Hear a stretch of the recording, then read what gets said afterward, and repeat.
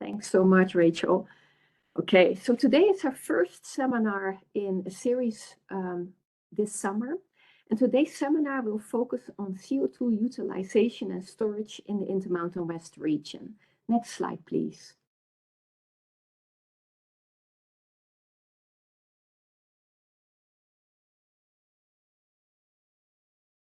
I'm sorry, Yolanta, it's stuck. Give me a sec. There we go. Perfect. So you may be familiar with the Intermountain West region, which is the focus area of our initiative. And these are the 6 states that you can see on the map here towards the left. So the iWest initiative provides data, tools, and information for energy transition planning in this region.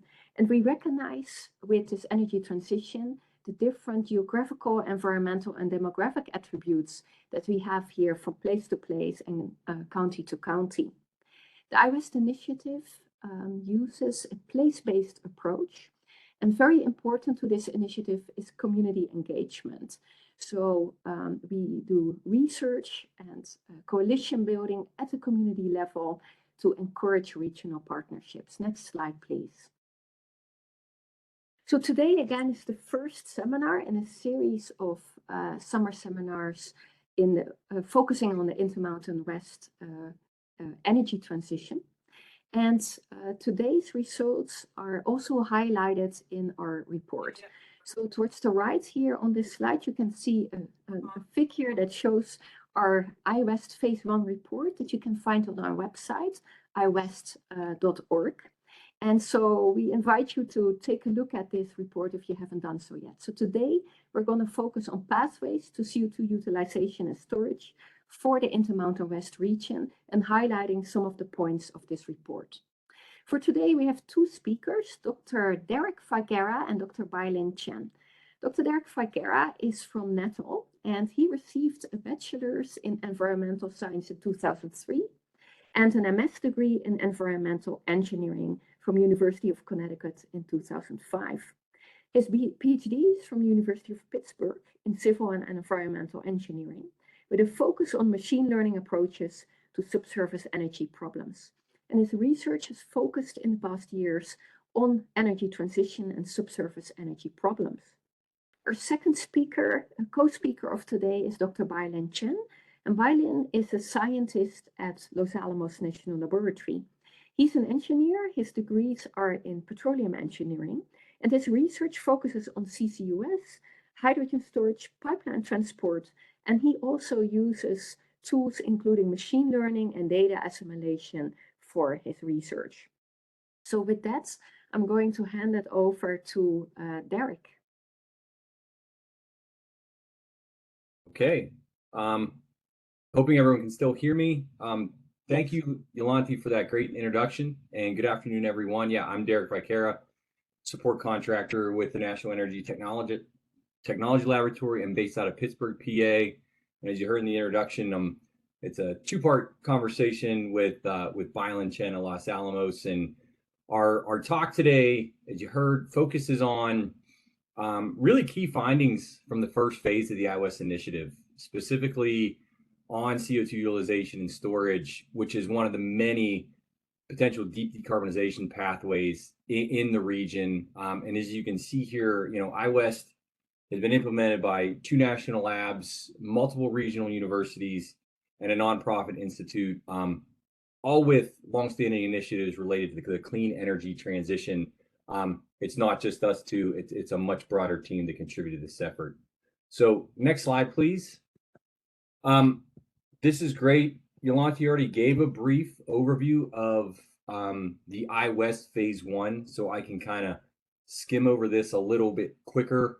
I did really want to point out, I guess, something more towards the bottom about what iWest is all about, and that the initiative is aimed around looking at multiple low carbon technologies that will be relevant to the region and align them with what we're calling symbiotic energy economies, sort of shown in the schematic to the bottom right there.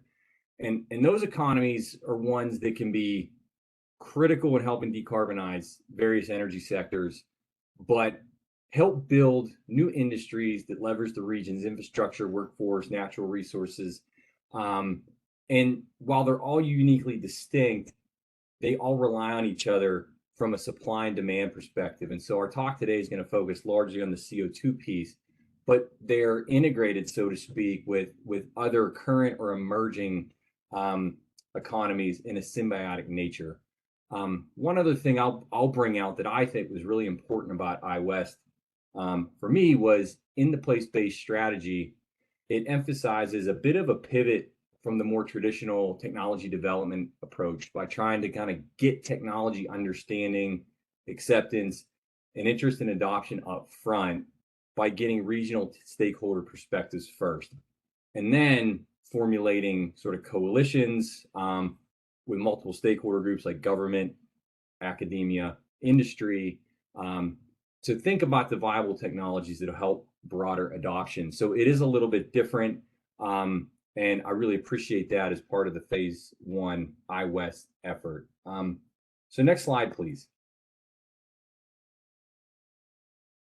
And again, like Yolandi said, the initial phase 1 report and high-level roadmap summary is available. The link is listed here in this slide. You can download it readily. But for many of the key technology pathways and symbiotic economies that were explored, there's much more detailed chapters there, and you can see those listed down at the bottom. And so our talk is really going to focus on that CO2 storage and utilization piece, but you can imagine there's other chapters that exist that touch upon those other areas in just as much detail. Next slide, please. Okay, so since this discussion is largely focused on CCUS, I wanted to give just a quick overview and high-level summary of the technology, just in case any of the participants may be new to learning about it. And so carbon capture and storage, or CCUS, refers to a range of technologies that capture carbon dioxide or CO2 from sources like power generation and industrial facilities. They transport CO2 through pipelines or potentially rail, truck, even ship to viable storage sites or reuse facilities, then either inject the CO2 deep underground into geologic storage formations like saline-bearing formations or oil and gas reservoirs for permanent storage, or use the CO2 as a feedstock to make products like fuels or chemicals. And so the schematic at the top of the slide sort of shows a simple CCUS value chain integrating across all components with different downstream end uses, for which storage includes enhanced oil recovery or dedicated storage and different use options. The biggest decarbonization potential by CCUS essentially comes through the dedicated storage route. The graphic on the left there sort of shows different storage options on a what I call sort of close to scale injection operation. Storing CO2 involves injection of the captured CO2 into a deep geologic reservoir that's porous but has an impermeable layer of rock above it, which seals CO2, which seals the reservoir and prevents upward migration or leakage of CO2 to drinking water sources or potentially to the atmosphere. CO2 is much more buoyant than the native brine, so it tends to rise when you inject it in the storage formation. You can see the different storage options in the schematic here, with EOR being in item 1, where CO2 is injected and oil is produced from the same reservoir, and then dedicated storage in item 2. Usually CO2 is compressed at the surface first to increase its density. The reservoir, if sufficiently deep, often greater than around 800 meters or about 2,600 feet, depending on where you are, can preserve that density and keep the CO2 in sort of a liquid type state, which makes it way more efficient to store. The CO2 gets permanently trapped down in the reservoir through a variety of mechanisms, things like structural trapping against the cap rock, residual trapping in the pore space, through solubility trapping where portions can actually dissolve into the native brine, and through mineral trapping in some instances where the CO2 forms reactions into solids and is permanently stored. It's worth noting that storage can happen in both on and offshore settings, with onshore being much more applicable to the iWest region, obviously. And I wanted to call out some benefits to CCUS as a decarbonization technology, as there are many. For instance, CCUS has relatively mature components at each segment of the value chain.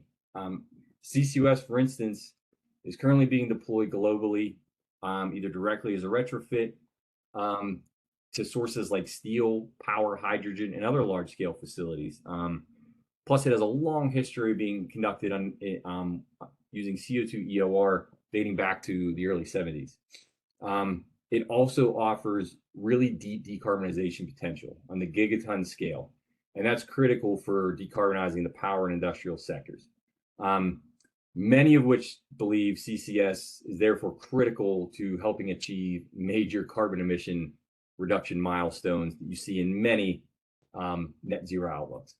CCS is also a foundation for carbon removal or negative emissions when the CO2 is derived from bio-based products or direct air capture when CO2 is pulled directly from the atmosphere. And I want to close this slide by pointing out that regulations exist in the US to ensure that if CCS is conducted, it can be done so safely. Specifically, the US Environmental Protection Agency enforces regulations associated with CO2 injection in the subsurface under its Injection Control Program or UIC program. And that program has regulations for different classes of injection wells depending on the nature of the fluid that one would inject. Dedicated CO2 storage uses the UIC Class 6 well, and EOR typically operates under UIC Class 2 wells, each with their own specific rules.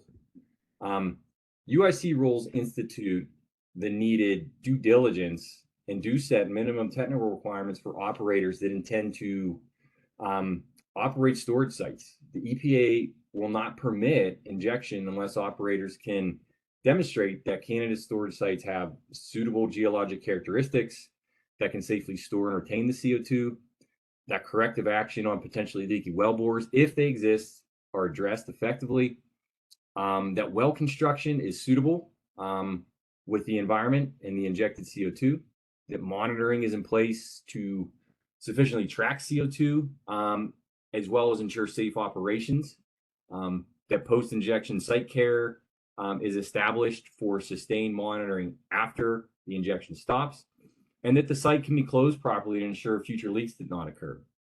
On top of all that, financial instruments have to be provided and in place to give funding resources in the case of a third party, for instance, having to take ownership of a site and implement the due diligence I just listed, as well as to ensure leakage won't occur, or if it does occur, it can be remediated.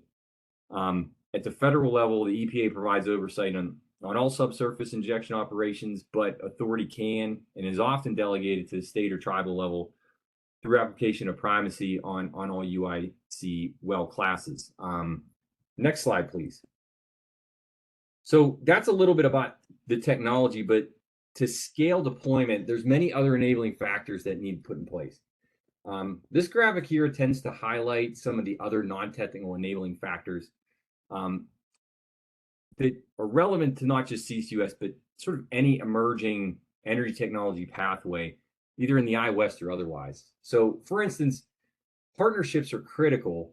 CCUS is a integration challenge given the various source, transport, and sink dynamic that exists. But also, there's a diverse set of business cases that exist across that value chain. And so integrating CCS with business cases that work for all parties is a challenge. Building coalitions can help in that regard. Policies and regulations that are both transparent and supportive that help sustain different types of industry business models is found to be critical. In the context of CCUS, the newly revamped 45Q tax credit is one example that is sparking substantial interest in CCUS in ramping up actual intended deployment through a major increase in Class 6 permits listed across EPA's website.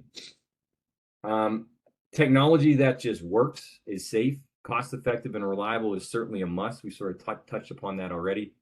And finally, acceptance and societal readiness is just critical towards supporting adoption from regional communities. And that acceptance needs to come through information and education and dialogue, But the technology must also offer multifaceted value delivery, possibly to a multitude of stakeholders. And so these 5 mechanisms collectively are needed to make a technology like CCS possible and support any type of accelerated deployment. So in the context of iWest, for an equitable and sustainable carbon neutral transition would be supported by pathways that essentially enhance the region in terms of value creation through job and economic improvement, actual CO2 reduction, but also aligned to values of the residents within the region. You know, one that remains a major fossil energy exporter, has jobs tied to fossil energy, you know, and is home to somewhere over 60 sovereign nations with interest in maintaining culture.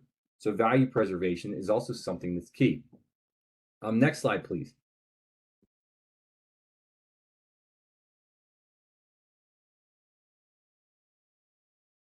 All right, so what's encouraging is that in the iWest region, there's several examples in which CCUS is already happening or is in the planning stages. This map here notes over 40 some projects that have been identified that are either planning or implementation stages of CCUS in the region, and does not include projects in the past that have done CCUS but have closed out. And what's interesting is that projects are fairly diverse in terms of their scale, ranging from several hundred tons a year of capture and injection to upwards of several million, as well as diverse in the types of sources which CO2 is being or proposed to be captured from, and diversity in the types of storage reservoir used. These are into oil fields for EOR, as well as into saline formations. The table to the right lists out the projects that are on the map. All data has been collected from publicly available sources. But we also list out there the enabling attributes that are supporting integration of CCUS with these projects. And I know it's sort of hard to read, but these graphics are available in detail in the CCUS chapter if you'd like to look further. But for instance, many have noted that many projects are using state level or the 45Q tax credit to get CCUS off the ground. And you can see that in the orange column there in the table. And in some instances, projects are sort of self-contained vertically, which is helping to alleviate the integration challenge with CCUS. And you see it in the far right in the red. And not to be understated, in the green, there is CO2ER is a big mover in the region and is scaling up dramatically. And so that is also a prime opportunity in which CCUS is taking off and using anthropogenic sources to do so. So the current circumstance is highly encouraging for this technology. Next slide, please. And so of those 40, I wanted to feature 2 specific but very different projects we got to connect with a bit during the phase 1 process. The first is on the left, which is the Red Hills Acid Gas Facility, operated by Lucid Energy, who was purchased by Targa Resources about a year ago. Really fascinated with this project. Lucid operates acid gas treating and disposal facilities at its Red Hills gas processing complex in Lee County, New Mexico. And they're currently conducting subsurface injection and storage of H2S and CO2 mixtures at about a 12 to 87% makeup, respectively, from their gas processing. Something that they're already doing as part of their daily business operations is separating those constituents from gas they receive.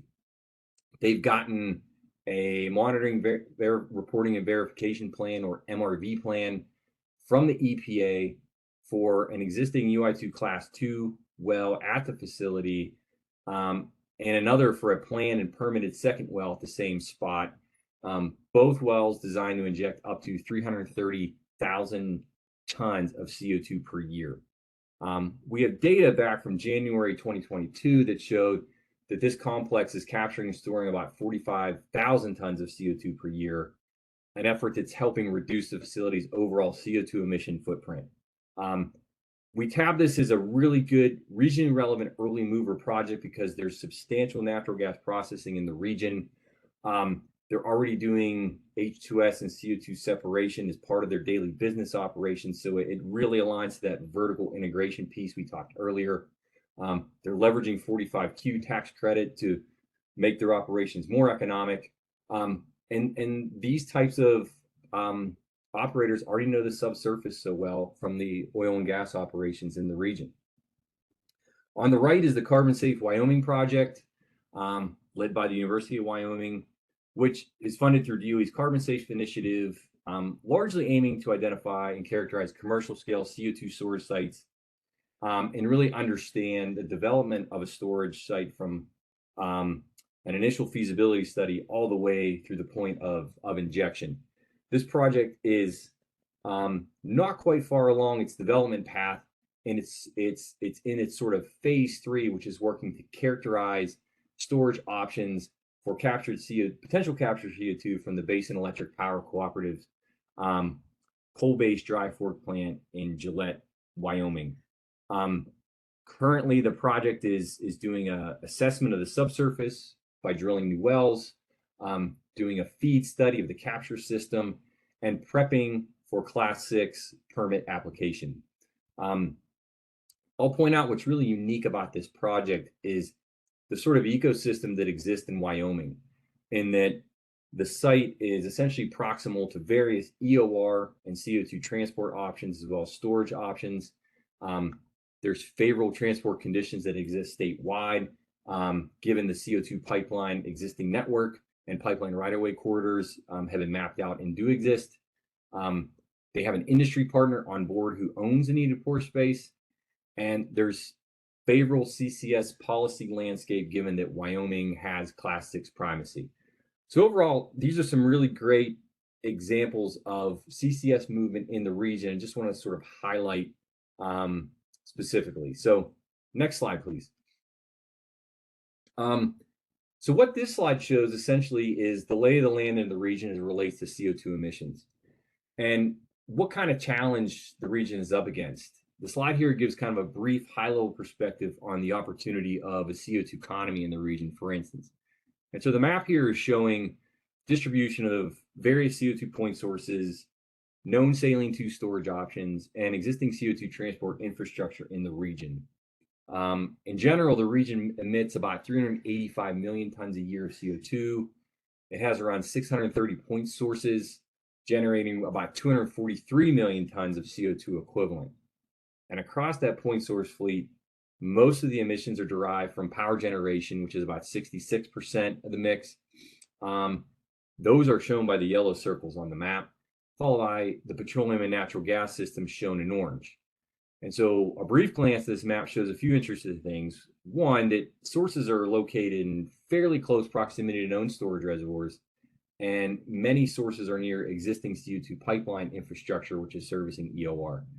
I think it's important to note for the iWest emission reduction timeline shown at the bottom, the context of the point source data and other emission sources when we start to consider how big a role CCS can play in helping meet emission reductions milestones listed here. So for the phase 1 roadmap, multiple technology pathways were explored here as shown by these wedges with different colors. The wedges here represent pathways that may be associated with more than one symbiotic economy, hence sort of the interplay of this challenge on meeting a decarbonization timeline at this scale, at this rate. But in this case, it's looking at one instance with fairly aggressive CCS deployed to a large chunk of capture from point sources, which is highlighted there, as well as potential new captured from an emerging direct air capture and industrial capture component. And so in total, by 2050, we're looking at a theoretical circumstance of 340 million tons per year of CO2 being captured to be managed in some degree by an emerging CO2 economy. So in reality, the contribution and these wedges could vary endlessly depending on the outlook. So one of our objectives in phase 1 was to collect some data and do some analysis to provide additional specific context to CCUS as it relates to meeting a timeline like this. So next slide, please. So more specifically, our goal in phase one was to really evaluate the opportunity that exists for CCS deploy at significant scale in the iWest region, considering regionally relevant attributes. And that was done by looking at CCS in a way that's essentially semi-decoupled from the other emission reduction pathways. And as you can see in the image to the right, the CCS value chain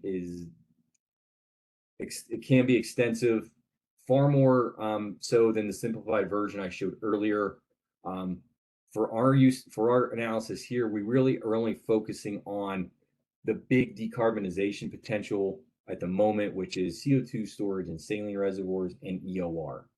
And through the work we're going to talk about here in a little bit is we really wanted to show and generate a multitude of information that would be available that captured as many aspects related to CCUS in the region as possible, and let that information be a starting place for anyone interested in knowing more about what the region has to offer, what the current landscape of CCUS currently exists is, as well as point out who to connect to learn more about and how to advance their particular project or technology. So what we did was, through this work, is identify regionally relevant opportunities and roadblocks.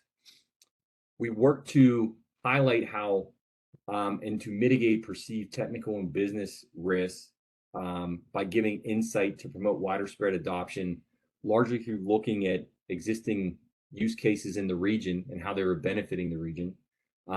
We aim to emphasize how projects are blending technology and policy to create a positive regional economic benefits, and then outline next steps to facilitate further deployment by looking at what are the early and long-term movers, research gaps, and what's needed to support and foster CCS at larger scale moving forward. So next slide, please. We largely did this place-based analysis through a three-prong approach in data gathering step. First thing was workshops with regional stakeholders. That included state and tribal level outreach workshops, which are sort of technology agnostic, but looked at the perspectives on energy outlooks within the region at each state or tribal level. There was then a series of workshops that included technical roundtables on specific technology pathways. And much of that information was collected in reports that are on the iWest website available for review. We also formulated a stakeholder group specific to CCUS with regional experts to discuss the CCUS opportunity in general. And so what we did there was reflect on the takeaways from those workshops and also gain a real understanding of what infrastructure, resources, geology, and geography exists within the region in order to formulate our assessment in a way that would resonate with what we heard from stakeholders.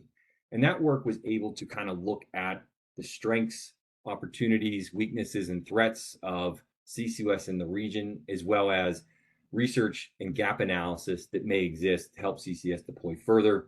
The participating institutions are listed there that helped in that regard. And then finally, we did some regional deployment outlook and economic assessment with mature CCS tools to look at how capture, storage costs, and infrastructure needs sort of intersect with known sources. Next slide, please. I'm going to quickly touch base on the SWOT, which is sort of a business strategy that looks at a specific entity strengths that it has in terms of CCS. We do know that CCS is a high TRL technology. The region does seem to have a lot of ample geologic storage potential. Ample CO2 pipeline networks exist and are expanding, and is a very positively progressive landscape as it relates to CCS. The opportunities that are starting to emerge, either internal or external to the region, can help support CCS develop even further. Things like the expansion of the 45Q tax credit, financing opportunities through the bipartisan infrastructure legislation, as well as Class 6 primacy moving in the region, all great things that are helping CCUS get off the ground. I'm going to sort of defer the weaknesses and threats till later in the conversation. We'll talk about how we can overcome them after we do some of the analytical analyses. So next slide, please. So we saw from the roadmap graphic a few slides back that the potential impact of CCS in supporting the iWest carbon neutral energy transition could be significant given the point source fleet that exists and any new emerging sources that may come online, like hydrogen, bioenergy, or DAC. So we wanted to begin to quantify the implications or potential constraints of deploying CCS at scale in the region, given these attributes that we summarized in the SWOT, and see how feasible or not certain aspects were within reach. So these are some of the questions here that from an analytical perspective, we can start to explore. For instance, we think suitable capacity exists, but does sufficient low-cost storing capacity exist within the region to deploy CCS at scale? Another one, so what percentage of the existing iWest point source fleet could regional geology accommodate if all or only a portion of that CO2 is captured? Does reserve storage capacity exist within the region? Should new sources come online over time, like DAC, hydrogen, bioenergy, et cetera? What magnitude of projects and where are favorable geologic targets needed to deploy based on CO2 volumes expected to be managed? So what do these projects look like, and where maybe the early movers expected to happen? The size of the pipeline network required to connect capture point sources in viable geologic settings.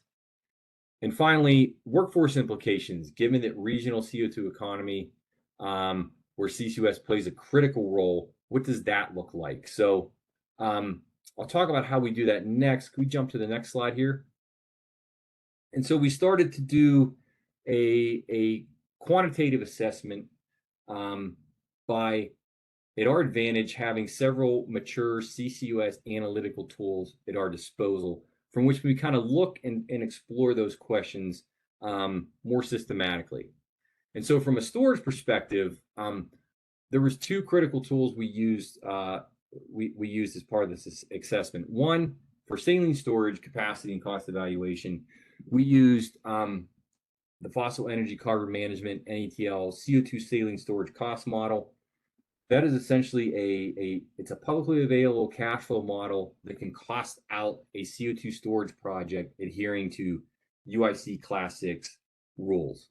From an EOR side, the FECM NETL onshore saline CO2 EOR evaluation system, which is essentially a package suite of tools with that can simulate and cost out the development of an enhanced oil recovery project given oil field attributes.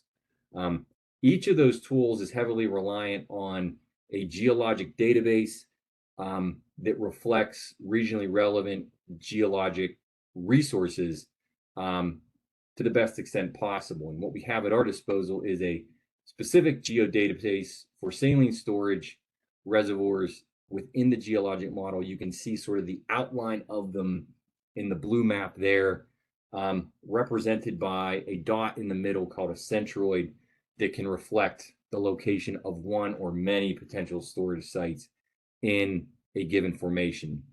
For the EOR evaluation system, it largely utilizes the EIA's WL oil data set, which is part of the NEMS, or National Energy Modeling System data set, which has oil field data for several different provinces listed there.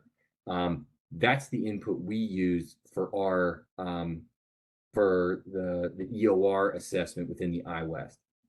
And next slide, please. And so when you take a perspective on CO2 storage in the iWest, we did so by looking at running several different scenarios to assess the cost implications and capacity evaluated within geologic reservoirs within the iWest.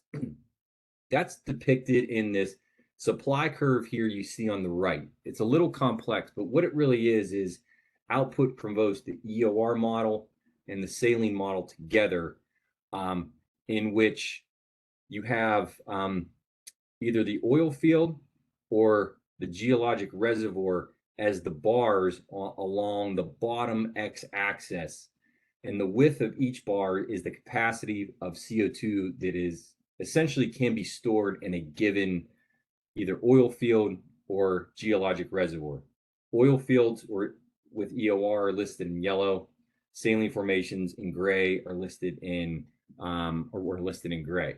On the y-axis that goes up and down is essentially the per ton cost from a CO2 sources perspective on what it would cost to store that CO2 in either via EOR or via saline storage.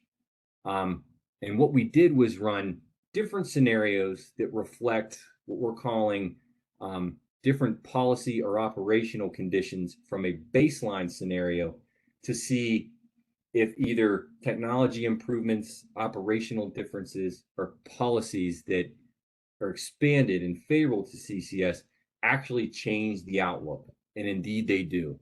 And so a couple key takeaways you're going to see from this chart is one, it is on a log scale. So be cognizant of sort of the width of and capacity of what you're seeing in the charts.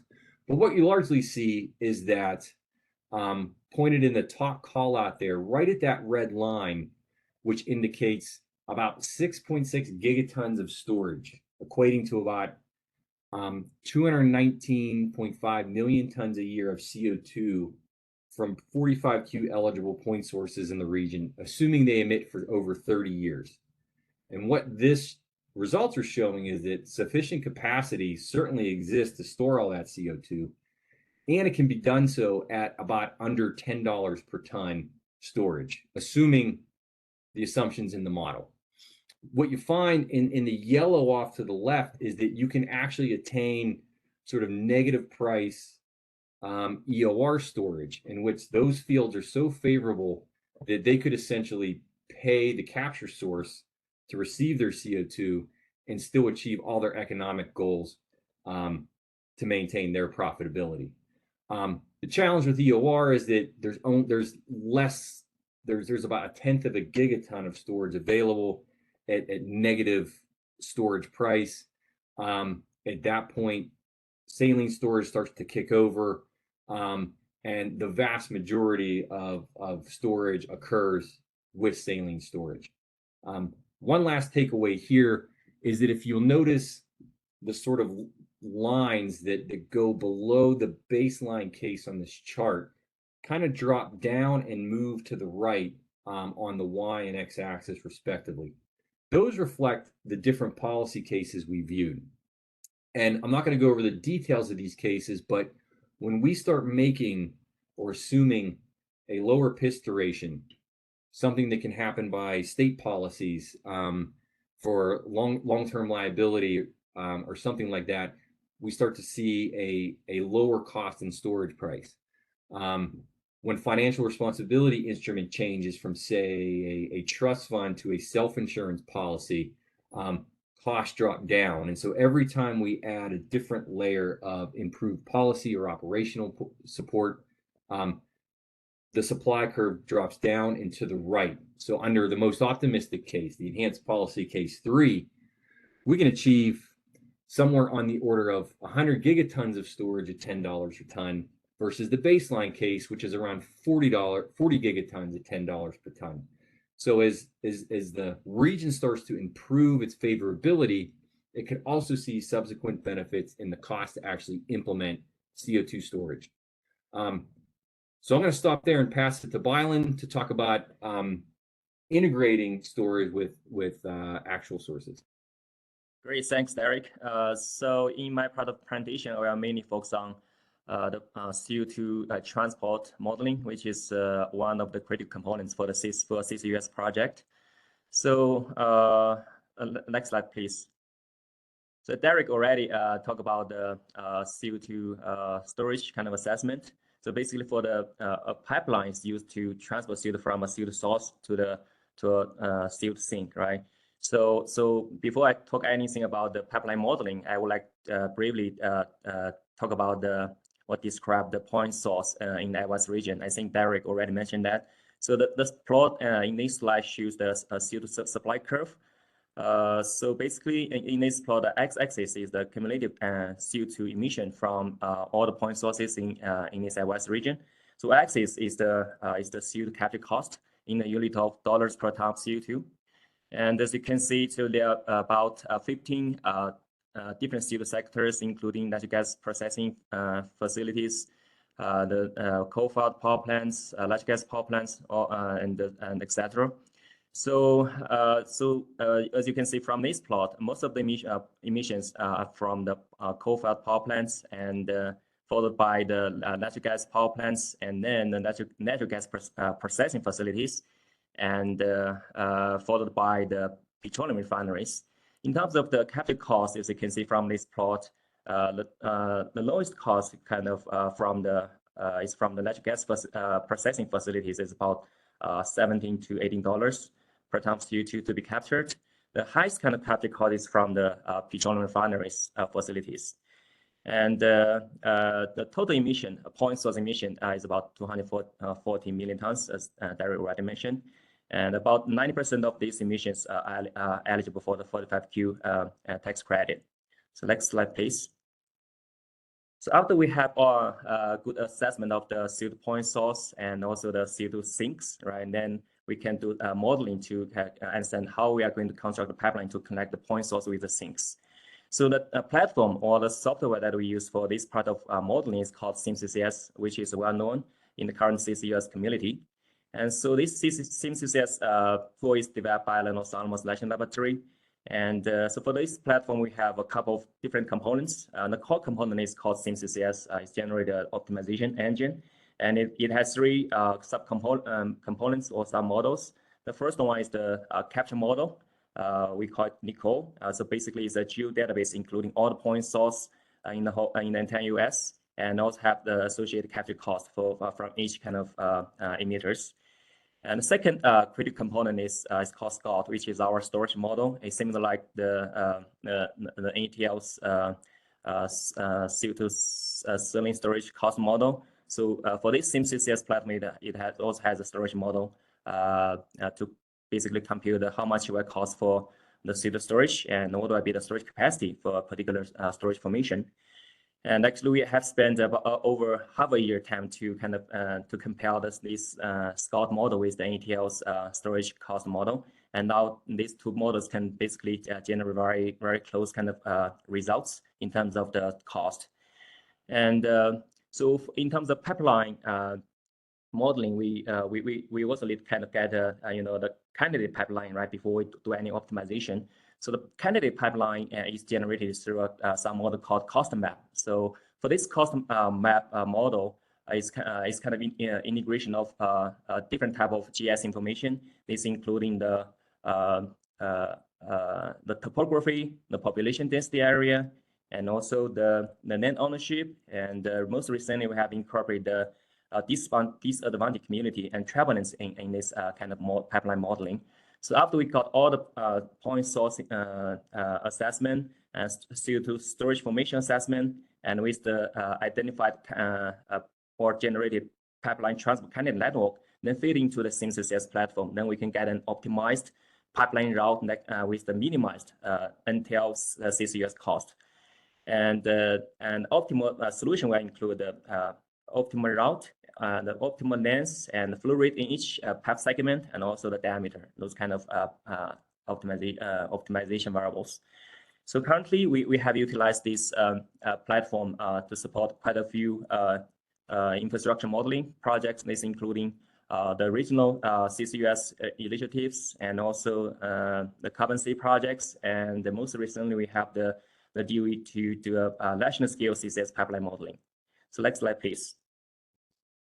So next, I will briefly go through some of our high-level results in terms of the pipeline modeling results. The first set of results are single-phase based pipeline build-out scenarios. The scenario one is a CO2 storage. We can see the CO2 storage in saline aquifers.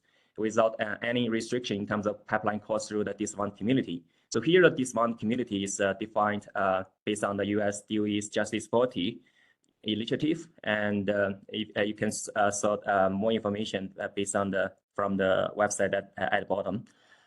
So the second scenario that we have kind of simulated is the CO2 storage in certain aquifers, where the pipeline cannot cross through this one community. And third scenario that we kind of investigated is the consider CO2 storage in both certain aquifers, and also the CO2 enhanced oil recovery is also will be an option. And in this scenario, we also consider that the pipeline will not cross through the disadvantaged community.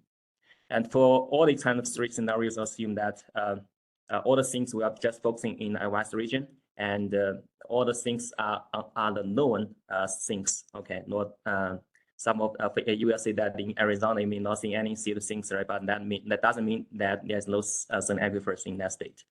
Next slide, please.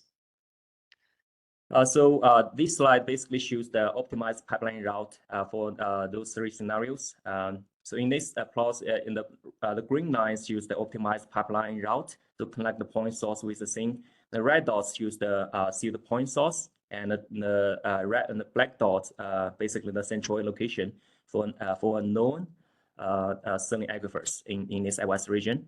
And if you look at the third map or third plot on the right-hand side, basically the yellow dots in this map shows the central location for a CO2 EUR field. Okay, so in the first scenario, the plot on the left-hand side is the optimized route, pipeline route that without any environmental justice considerations. So basically, the pipeline now in this scenario can cross through the disadvantaged community. Okay, so the results basically indicate that each state, all these kind of states will have some a major kind of pipeline trend lines, right? And also you will see, so in this scenario, the pipeline can cross through the disadvantaged community. So I forgot to mention that. So in this plot, I think the light blue, yeah, it's kind of blue, or cyan colors region, right? Those are the disadvantaged communities. So as you can see, these pipelines can cross through this kind of disadvantaged community. And the total pipeline length optimized in this scenario is about 4,800 miles. In the second scenario, basically, as I said, so the pipeline cannot cross through this one community. So if you look at the pipeline, optimized pipeline at the top of the, or at the lower side of the Montana, right? If you just look at that particular pipeline, as you can see, the point source from the left connect with the sink at the right? So it's kind of avoid those kind of disadvantaged community, right? So under this scenario, the pipeline, total pipeline length will be about, if I remember correctly, is about 550 miles longer compared to the first scenario. And for the third scenario, where we also include the CO2 enhanced oil recovery as an option, as you can see in this scenario,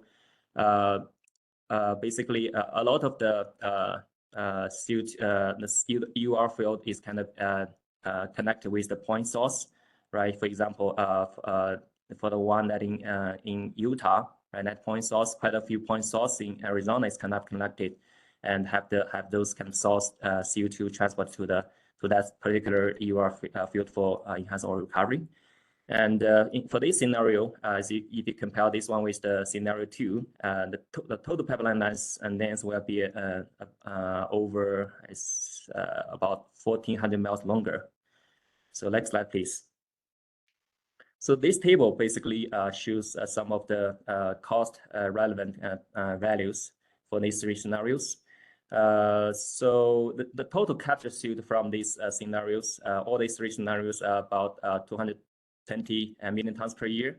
And as I mentioned, the optimized pipeline length from the first scenario, where the pipeline can cross through the disadvantaged community, is about 4,800 miles. And the second scenario, where the pipeline cannot cross through, right, is about 550 miles longer.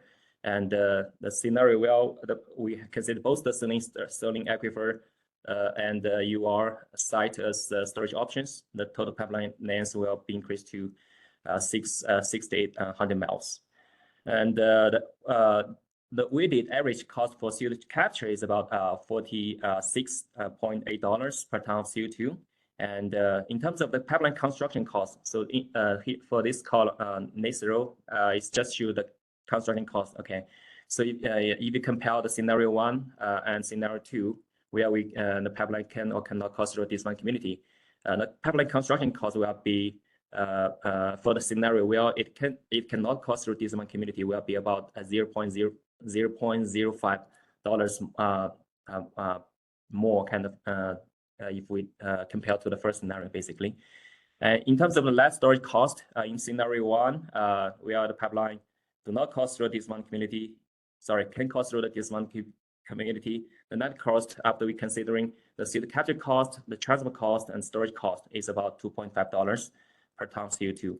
So one thing I want to mention here is that this part of assessment is conducted before we have the IRA, the Inflation Reduction Act. So all these kind of tax credits based on the bipartisan budget act. So if we consider new kind of tax credit, actually the net storage cost will be elective value. That means all these kind of project will be profitable. Okay, next slide, please. So the first 3 scenarios is kind of simulated based on a single phase, right? So in reality, those won't be happen, right? We're not going to capture all the pipelines just with one shot, right? And that's why we want to do another kind of scenario where the pipeline will be constructed in multiple phases or multiple stage. So in this scenario, we consider 4 different phases or 4 different stages. So each stage or each phase spans over 5 years, and this kind of reflect the incremental scale up of the CCUS deployment in the region over time. And the volume of the CO2 assumed captured and stored in each phase in phase 1 is 50 million tons, phase 2 is going to be 100 million tons, phase 3 150, and in last phase is going to capture all the point source emissions from this region. And in terms of the CO2 storage formation, we consider both saline aquifers and the CO2 EOR field, and the pipeline route consider this one community. So that means the pipeline will not cross through this one community in this scenario. So for the plot on right-hand side shows the optimized pipeline route for the different phases. The green line shows the optimized pipeline route for phase 1 and phase 2, and the blue line shows the optimized pipeline route in phase 3, and the brown line shows the optimized pipeline route in phase 4. So what we can see or observe from this plot is that in the early stage, basically the phase 1 and phase 2, the CO2 is kind of largely transferred to the a mix of CO2 saline aquifers and the EOR site in each state, right? If you look at the states in Wyoming, so basically on the point source, right, you can see a lot of kind of green kind of pipelines, right? So that means green pipelines to connect the source with the other saline aquifers and the EOR site. So this is just an example. And at late stage, you will see basically the blue lines and the purple lines in phase 3 and phase 4, right? So those kind of pipelines has potential to be constructed at a later stage. So this meaning because these kind of point source are much further from the kind of either source, either the saline aquifers or the EOR site. So next slide, please. So this slide basically shows some of the optimized results, including the total pipeline length at each phase. So if you look at just look at the table, okay, so the pipeline length will increase rapidly from phase 1 towards phase 4, right? So in phase 1, the total pipeline length is going to be 3,400 miles, and in phase 4, you will see, and the total pipeline length will be doubled. Next slide, please. So some observations from the pipeline transport modeling. So first of all, our analysis suggests a new pipeline infrastructure need to needed is on the order of 4,800 miles to 6,800 miles to connect all the point source with the identified storage formations. So the second observation is that with the EJ considerations, basically the pipeline can or cannot cross through this one community. the pipeline as network will change. Basically, if we consider the pipeline cannot cross through this one community, the total pipeline length will be 11% longer. And the third kind of observation from our assessment is that inclusion of the CO2 enhanced oil recovery as a storage option will increase the pipeline needs in order of 1,400 miles. And yeah, so we, as I already said that, so we have also done the phase-based modeling. So basically, a phase-based modeling give us kind of indication that the pipeline will kind of grows rapidly from 3,400 miles towards 66 miles by the end of the phase 4. So that's kind of the observations from this part of study. So I will hand back to Derek to close this presentation. All right, thanks, Bailian. Yeah, next slide if we can. And we're nearly at the end. I know we want to save time for questions, so I'm going to be brief because largely the remainder of this is written in the report. But you know, a lot of content shown there. But to deploy CCS at the scale and rate necessary to align with those sort of decarbonization targets we've seen earlier, to build upon the strengths and opportunities in the SWOT and then overcome the weaknesses, there are a series of actions that have been brought up by regional stakeholders that are still needed, that span technical and cost, policy and outreach, and societal themes. Sort of bolded some of the more salient, more prominent ones that emerge. I think improving certainty in storage sites was listed and noted by several. Folks understand how capture systems work. They're not really sure how the CO2 is going to behave in the subsurface. Regional initiatives like the CUSP initiative, carbon safe projects are working to sort of build out storage sites and assess them, but ways to make shovel-ready sites that can be integrated with capture sources seem to be key for accelerating CO2 storage. From a policy side, there's a multitude of things. I think the biggest ones that showed up was rules for CO2 ownership and long-term liability being critical. What happens after you close a site? Who still is responsible for that CO2 under the ground should something happen? It can be a major business deterrent, not understanding that aspect. But if states can assume that responsibility, that goes a long way for businesses. Pore space ownership rights is another thing that came up. And just having staff available that can not just implement CCS, but also review permits and do the regulatory due diligence to scale the technology is going to be something that's needed. From the outreach side, it's really looking at early engagement, community outreach goes a long way. Bring in stakeholders up front, make them part of the process is something that's critical. And also doing that with identifying what early wins have happened in the region, how are they beneficial, and how they can help in the future, either in terms of economics, environmental, or otherwise. Next slide, please. And so we're nearly done. The conclusions that we found from this analysis, aside from all the great qualitative information, is there does seem to be good storage capacity that exists for the current and expanding point source fleet. Uncertainty still remains on certain aspects of Class 6 rules, pinning those down specifically. Major cost drivers like the post-injection site care duration, how much monitoring one needs to do, what kind of financial responsibility these projects need to pony up will be critical in sort of improving the cost and reducing the investment risk. Mentioned that more clarity is needed on pore space ownership and liability transfer.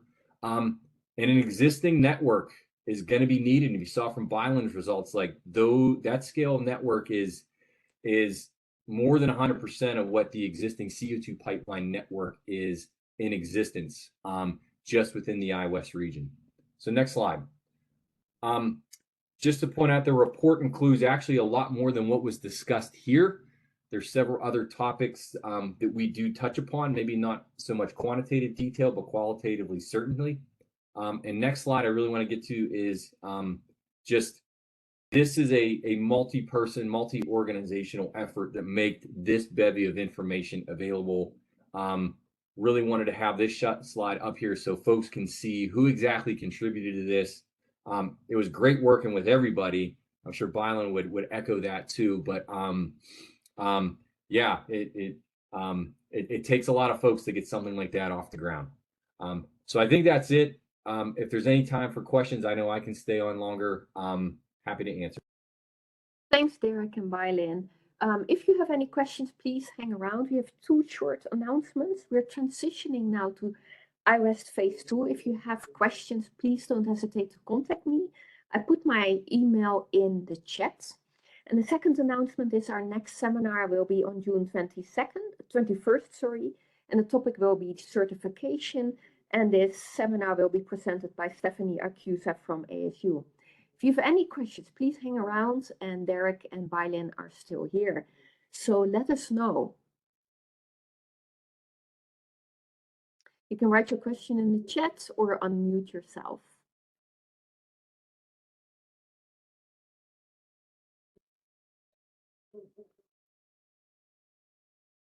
Okay, question for Bailian in the chat. Bailian, was there an assumption that there would be no economic advantage to disadvantaged communities to have a pipeline in their community?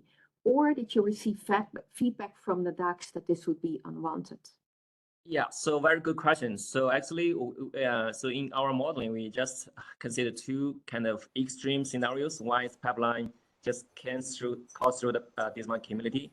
And second scenario is the pipeline cannot, right? So actually, we haven't do any necessary communication or engagement with those kind of Dismal communities. So that's kind of our action we need to conduct in the Phase 2. So to see whether they would like to see the pipeline to go through that community, right? I think, and this may bring some benefits to them. Yeah. Right. Yeah. Okay. Yeah. Yeah. Thank you. Thanks, Bailian. Other questions for Derek or Bailian? Yeah. How long does it take to prepare Yeah. So okay, very good question. So for Class 6 well permit, those kind of things. So just take a carbon safe, let's say carbon safe Phase 3 as an example. So carbon safe Phase 3, basically one of the major deliverable is the Class 6 permit application, right? So generally for that kind of process, including the characterization and some other financial insurance, those kind of things, right? And also the well construction, all of those kind of components, right? So for that kind of project, it usually takes three years to have a Class 6 permit application ready. So in terms of the EPA, how long it will take to review and approve? So currently EPA kind of form a team which including 6 national labs to do the review. So actually I'm part of that. So generally take I don't know. So I saw some of the permit applications submitted probably 1 or 2 years ago, but now we get started to review them. So we only have 15 days to review them. So hopefully, yeah, it can be a quick turnaround. So yeah. Derek, do you have anything to add? No, I don't think, I think one of the biggest concerns I remember from the past is some of the early Class 6 permits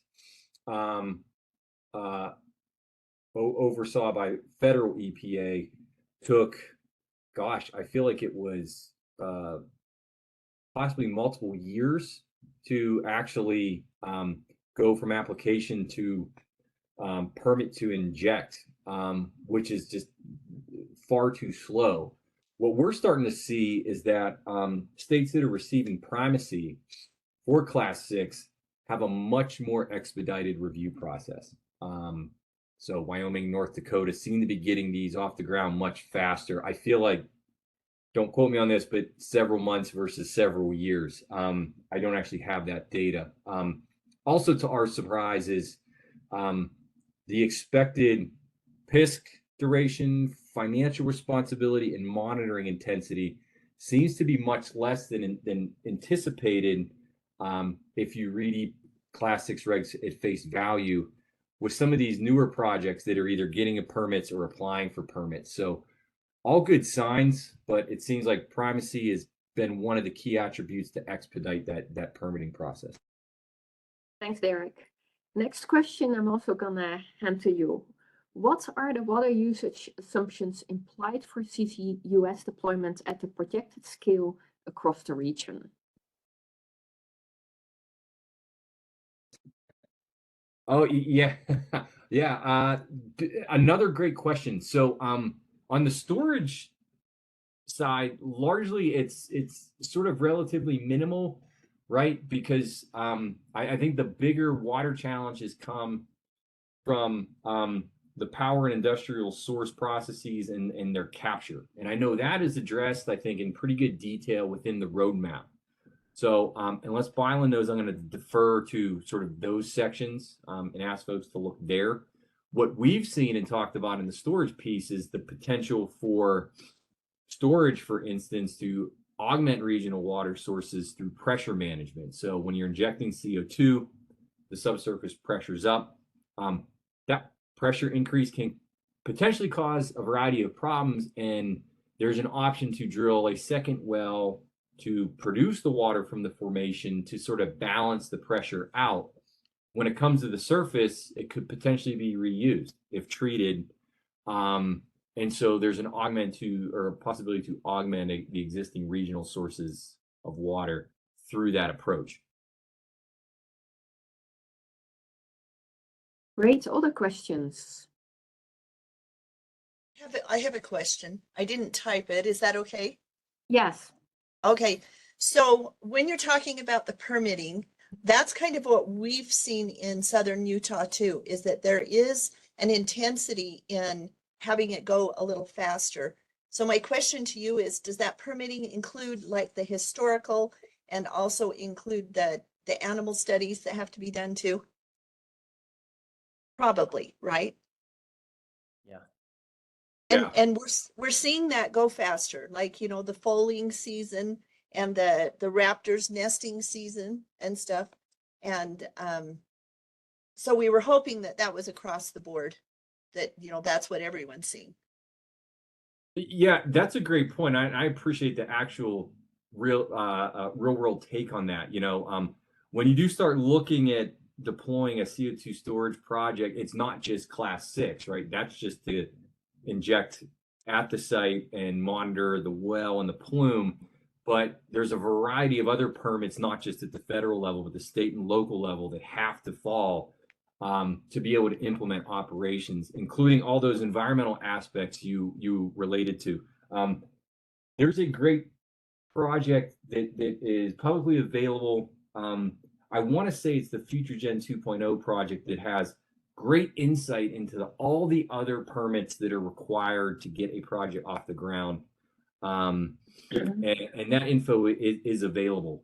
The timing on those, yeah, I'm not explicitly sure but right, it's probably a lot faster than the class 6.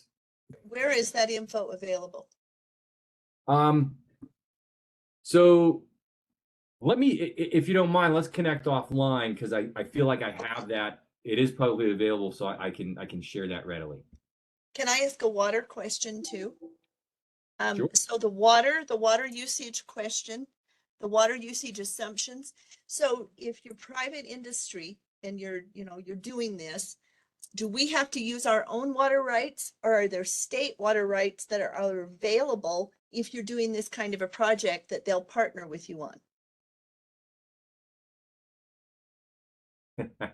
Yeah, great question. And if anyone else on the call has a really good take on that, it'd be awesome to hear from that. I mean, what we've seen is that mineral rights, pore space rights, even water rights, particularly in the I-West region, seem to vary wildly depending on where you are and who owns them. In our interactions, we learned that one of the major projects looking to store CO2 ran into a water rights issue with potential production and what they would do with it. Do they actually own that water? From a water side, I'm going to defer back to the usage aspect is not really in my expertise domain. I know the report has got the I-West report has gone into a lot of detail on the power generation and CO2 capture side, where the water use side is more intensive. So you might get the answers there. But I'll stop talking and see if anybody else on the line maybe has a better answer to your question.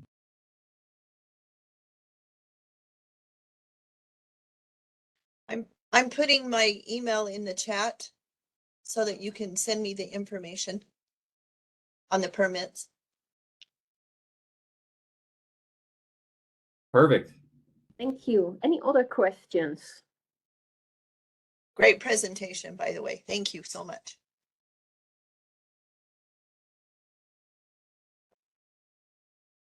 Hello, can you hear me? Yes. Hi, my name is Don Ami. I work for the Los Alamos field office. And I had typed in a question with regard to whether or not the team had considered the tribal energy corridor study as they refer to the disadvantaged communities dialogue that they're talking about here.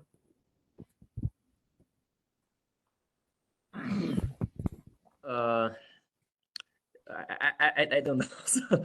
So it's I think, let's see. Is Kevin still here? So basically, I think it was under the 2005 Energy Policy Act, or actually it may be a couple of years before that. There was federal legislation that required Interior and other people to Department of Interior to conduct a study on tribal lands to define energy corridors and study the complications and sensitivities that may go into maintaining those thoroughfares for energy uses and that sort of thing. And there was a published report, and I was just wondering if you folks had access to it when you talked about your study of the differences between running pipelines through disadvantaged communities, etc.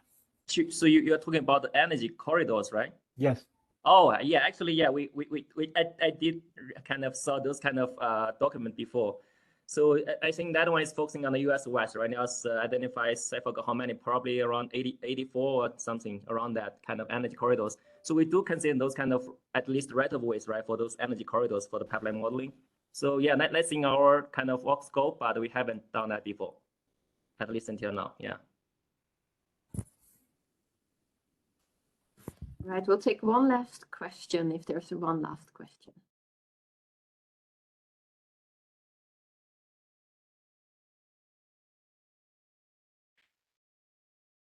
Okay, well, Derek and Bailian, thank you so much for this clear presentation. This was really helpful, and we hope to see everybody on June 21st. Great. Thank you. Bye. Thank you for the opportunity.